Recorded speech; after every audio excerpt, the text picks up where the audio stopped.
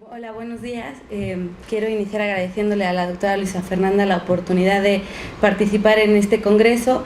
Como ven, yo no soy directora de museos ni tengo la experiencia que tienen los demás ponentes, pero sí llevo 10 años trabajando en gestión cultural en Puebla, en particular en la Universidad del Estado, bueno, la Benemérita Universidad Autónoma de Puebla. Y entonces mi tema es un poquito introductorio a lo que sería la gestión cultural mexicana. Como no soy académica, voy a leer un poco, espero que me tengan un poco de paciencia y bueno, al final si hay alguna duda, pues me lo preguntan. De acuerdo a una de las definiciones, el museo es una institución cultural consagrada por la propia historia, la cual goza de prestigio y popularidad, tanto así que las administraciones públicas, así como las entidades privadas, buscan cada vez más abrir espacios museísticos. Desde una perspectiva menos formal, el museo es también un espacio vivo que se reinventa como una necesidad inherente a los momentos históricos. Ha ocupado un lugar prioritario debido a que contiene la narrativa oficial de la historia. Ahí, en sus muros, se guardan como un tesoro los vestigios de la civilización humana, aquellos que los sistemas de poder honran y, por ende, las sociedades, sin olvidar que aquello que honran está sesgado por la mirada de quien lo cuenta, con lo cual sería necesario hacer una revisión e investigación de la historia que no ha sido contada, retomándola como una forma de vincularse con las diferentes manifestaciones de una sociedad que se define en la multiculturalidad. Desde la mirada del otro, responsabilidad primaria de la función de los museos, tenemos la posibilidad de establecer vínculos sociales profundos. En referencia a lo anterior, planteo la siguiente charla, iniciando a través de un breve recorrido por la historia de la cultura mexicana, tratando de acercarme a la de los museos universitarios. Para ello, y desde mi punto de vista, es necesario remontarnos al año 1920, momento en que José Vasconcelos toma el rectorado de la UNAM, estableciendo líneas de acción en cuanto a política cultural que desde el punto de vista de investigadores y el mío, siguen en mayor o en menor medida vigentes. Enseguida hablaré del enfoque que los museos universitarios han desarrollado en temas de gestión cultural, cuáles son los retos de los que se enfrenta en una sociedad mercantil y de mecenazgo, en donde se pierden de vista los valores académicos de investigación y educación para dar paso al ocio y entretenimiento. Por último, haremos un breve recorrido, si me da tiempo, que ya no queda, por el Museo Universitario Casa de los Muñecos. Hablando un poco de la cultura, de la historia de la cultura mexicana, me parece importante hablar sobre la mirada de la historia de los acontecimientos sociales que dieron paso al Estado-Nación mexicana. Para ello voy a hacer un muy breve recorrido por los sucesos que marcaron las políticas culturales y artísticas hasta nuestros días. Como saben, a partir de la independencia de España se planteó la necesidad de definir una identidad nacional propia. Para ello fue necesario esperar hasta la conformación de la República. Tuvo que pasar la intervención francesa, desaparecer la monarquía y erradicar el conservadurismo político para dar inicio al proyecto de nación. La cultura sirvió como un papel cohesionador en donde las artes populares cobraron relevancia. Durante el periodo de 1867 a 1876, cuando se restaura la República, se da inicio a la modernización del Estado. Es la época del presidente Juárez, el cual separa de manera legal la Iglesia del Estado, organiza la educación pública, volviéndola gratuita la primaria. Durante este periodo la mujer se emancipa, se mira a los indígenas con ansias de inclusión, se inauguran las primeras escuelas industriales y de oficios, así como se gestan múltiples bibliotecas. Durante la época de Porfirio Díaz, que da continuidad al programa educativo y cultural de Juárez, le agrega, como sabemos, aires cosmopolitas, principalmente de la cultura francesa. México tenía una identidad cultural sujeta a los ires y venires de las modas internacionales y gustos y tendencias del sistema de poder. En este periodo se mira al arte extranjero como máximo exponente, al mismo tiempo no como parte de la política cultural, pero sí como un desarrollo propio de las artes, se rescata al pasado indígena. Al final del Porfiriato destacan la Escuela de Bellas Artes y la antigua Academia de San Carlos. Durante este periodo se inaugura el Museo de Artillería, el de Minería, el de Geología, y también el Museo Nacional de Arqueología, Historia y Etnografía. En 1910, que es un punto en el cual no me voy a detener mucho, pero que me parece muy interesante, hubo un quiebre en la continuidad política de la política cultural. Durante Álvaro Obregón, caudillo y vencedor, que dirigió la primera etapa en la fase institucional de la Revolución, designa a José Vasconcelos como rector de la UNAM. En este tiempo de la historia de nuestro país, que me parece muy importante, como ya dije, se realizaron políticas culturales que siguen vigentes en nuestro país por parte de Vasconcelos. Él tuvo un claro proyecto educativo y cultural durante la conformación del Estado-Nación postrevolucionario. Se preocupó de manera importante por conformar un Estado nacional que incluyera a toda la población rural, campesinos, clase política, etc. Influenciado por la idea de superhombre de Nietzsche, buscaba no solo una nueva nación, sino una clase completa diferente de humanidad. Creía en la conformación de una raza cósmica espiritual que transformara al hombre hacia su yo más elevado. Para ello, reconocía la necesidad de 3 herramientas indispensables, mismas que serían vehículos de transición del hombre al superhombre: el arte, la cultura y la educación, mismas que servirían para homogeneizar al pueblo de México.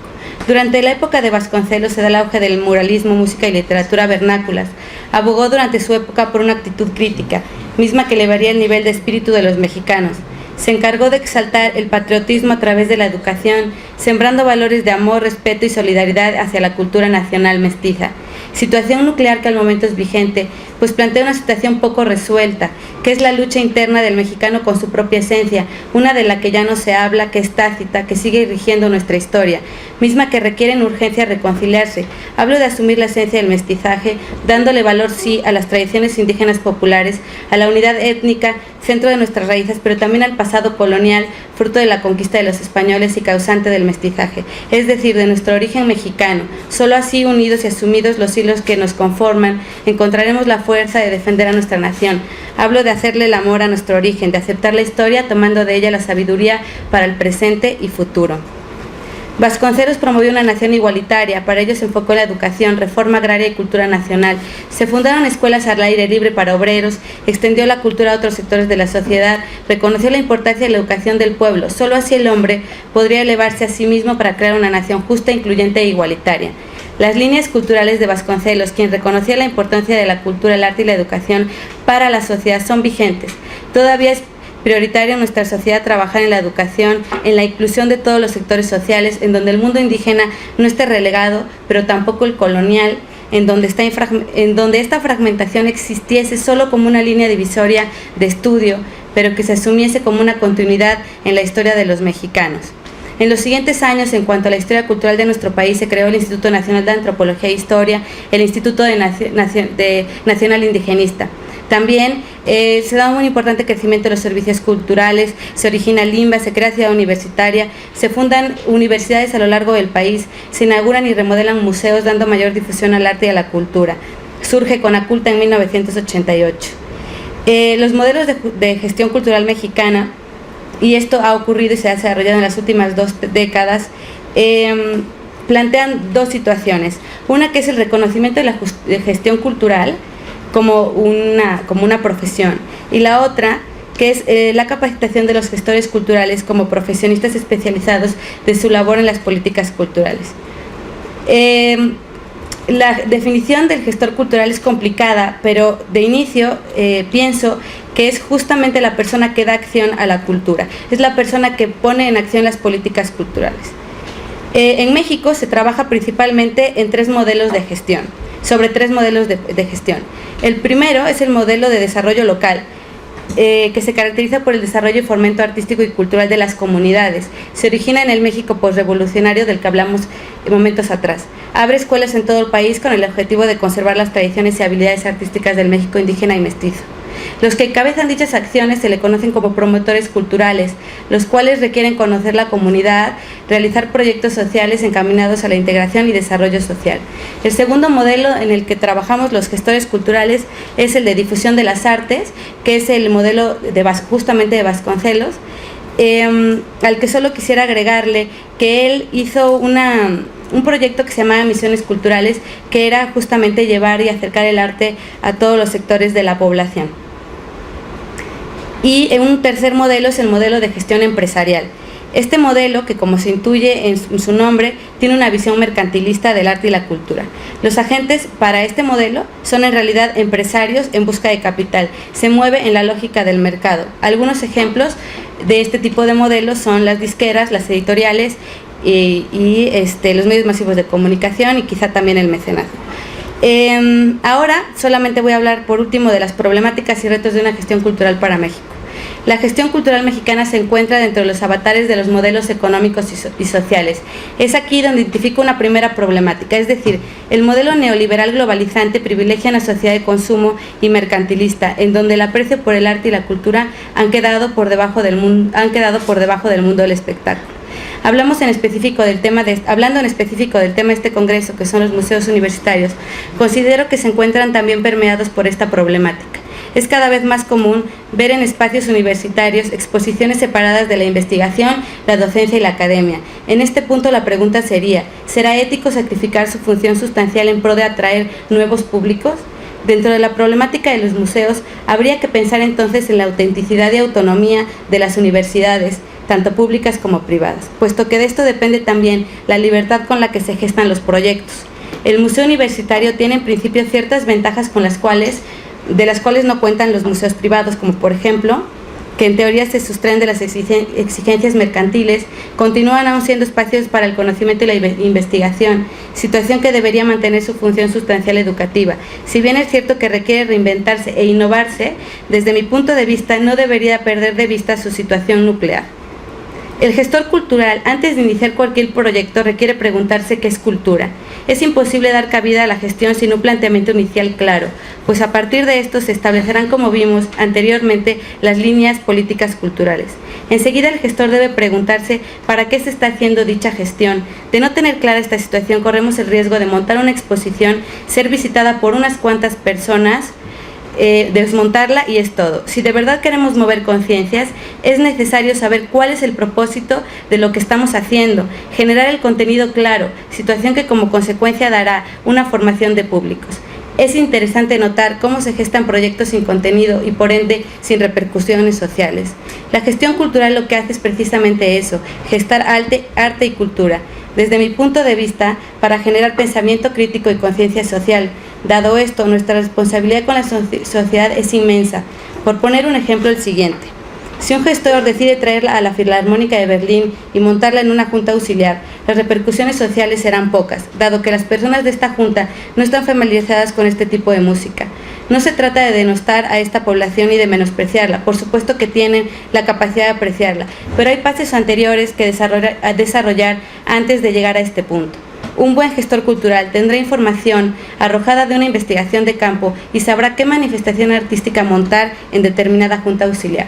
Otro camino sería llevar a los niños de esa comunidad como un primer acercamiento hacia un primer acercamiento de este tipo de música.